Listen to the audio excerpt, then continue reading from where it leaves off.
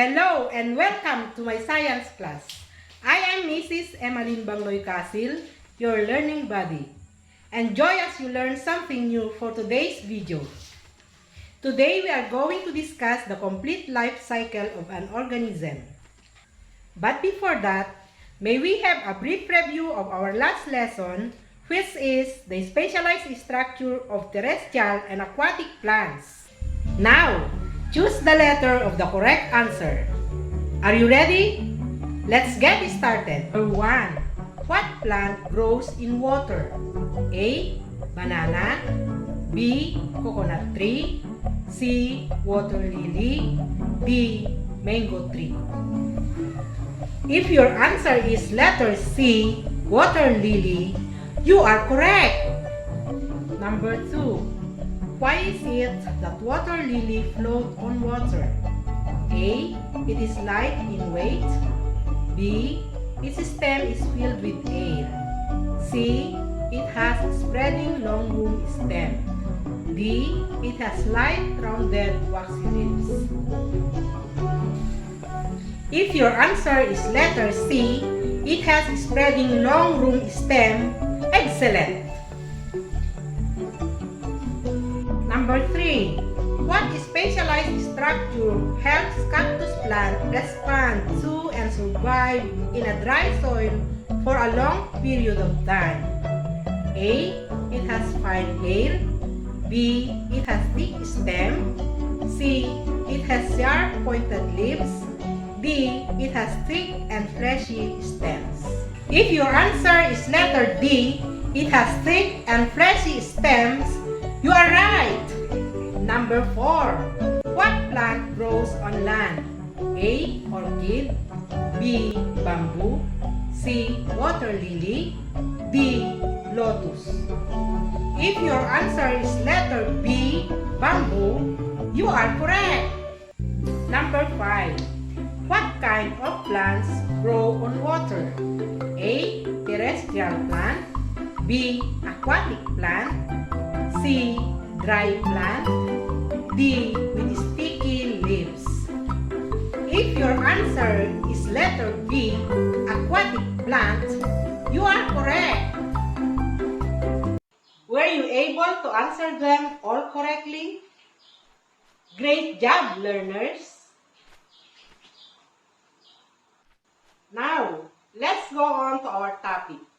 I know you are familiar with the following pictures. Let us identify them one by one. Butterfly.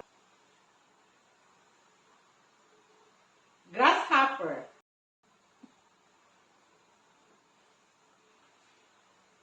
Housefly. Ants. What do we call them? Yes, they are all insects. Keep on watching to learn more about our lesson. Insects are parts of nature. Most of them are small, but they help to maintain a balanced environment. They belong to the largest group in the animal kingdom. Scientists believe that there are over 1 million kinds of insects on our planet. They can live in the coldest and hottest place on Earth. Insects can be both helpful and harmful in our daily living. They help in the pollination of crops and decaying organic matter. In contrast, there are also few insects that spread diseases and damage plants and crops. In these facts about them, it is important that you learn about how they grow and develop into their full. In this lesson, you will learn the stages in the life cycle of organisms. There are stages that insects undergo before they can fly, walk, crawl, and interact in the environment. What is a life cycle? A life cycle refers to involving one lifespan of the organism. Aside from change in physical appearance and some body structures, insects also show change in their manner and behavior of interacting the environment. Metamorphosis is a biological process by which an animal undergoes physical development after birth or hatching. It is a part of the life cycle of the most insects. A life cycle is a period involving one generation of an organism and change form, usually but not always accompanied by change of habitat or behavior. Let us discuss what is complete metamorphosis. Most insects go through the 4 stages of complete metamorphosis, including ladybug, housefly, mosquito, and butterfly.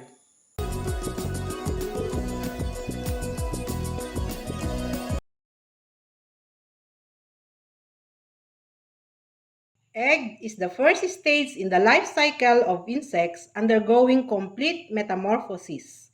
A female insect lays egg.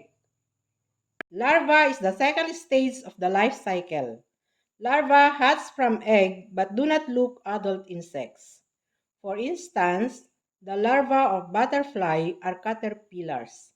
Larva grows quickly enough to have to molt or shed from exoskeletons a few times before they pupate. Sometimes, these stages of growth in larvae are called instars. Pupa is the third stage of the life cycle. In this stage, larvae make cocoon around themselves and become busy changing into their adult forms. They do not eat during this time. This can take few days or in some cases, months. Adult is the last stage to complete the metamorphosis. After a period of time, larva is like nothing it was and exits the cocoon or larval body as an adult. Wow! Amazing, isn't it? Learners, let us check if you really understood the topic we have. Do these exercises. Do the thumbs up if the statement is correct and thumbs down if it is not. Are you ready, children? So, let's begin. A butterfly's wings develop during the larva stage. If your answer is thumbs up, you are correct. Mosquito undergoes complete metamorphosis. If your answer is thumbs up, you are correct. Butterfly, housefly, and ladybug undergo complete metamorphosis. If your answer is thumbs up, you are correct. Complete metamorphosis develops 3 stages. If your answer is thumbs down, you are correct. A female insect lays egg. If your answer is thumbs up, you are correct. Let's level up. To measure further how much you have gained from this episode, let's have another exercise. Answer the following questions by choosing the letter of the correct answer from the given choices. 1. It refers to the way insects develop, grow, and change form. A. Cycle. B. Metamorphosis. C. Photosynthesis. D. Transformations. If your answer is letter B, metamorphosis, you are right. 2. How many life stages are there in complete metamorphosis? A. 3. B. 4. C. 5. D. 6. If your answer is letter B. 4, you are correct. 3.